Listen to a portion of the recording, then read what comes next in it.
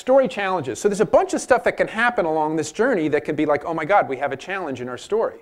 Do we have a technology that's looking for a problem to solve? Sometimes that happens.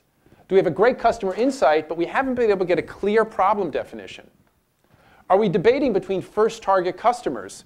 We think this could be good for lots of people, and we can't decide as a team which target customer to go after first. Do we have a clear problem definition, but the inability to provide a viable solution? We know exactly what the problem is, but our technology actually doesn't do what it needs to do. I showed you one example of that a few moments ago. And finally, do we have a great story, but someone else got there first, and we haven't figured out how to differentiate? So something that's sometimes helpful is storyboarding when you're trying to figure out your narrative for your product first. Just lay it out. Our customer, our insight, the problem definition, value prop, how it works, and then a little bit around the context that you're operating in. Sometimes a simple storyboard can help you just sort of think it through and go, yeah, I think we've got something. Or let's try a different customer and then play it out and play the scenario out and try a few different scenarios. That's really what you're doing when you're going on your hypothesis journey.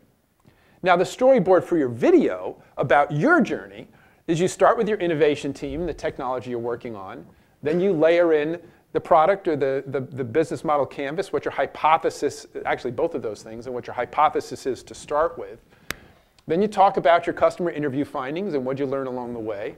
At some point, you're going to get some epiphany, and you're going to either have validation or you're going to have to pivot, and then that's going to lead to a new product, BMC, and those outcomes. And it's this basic structure, and you can obviously, you don't have to follow this verbatim in terms of telling your story, but it's a good way of just sort of mapping it out and framing it before you put your video together.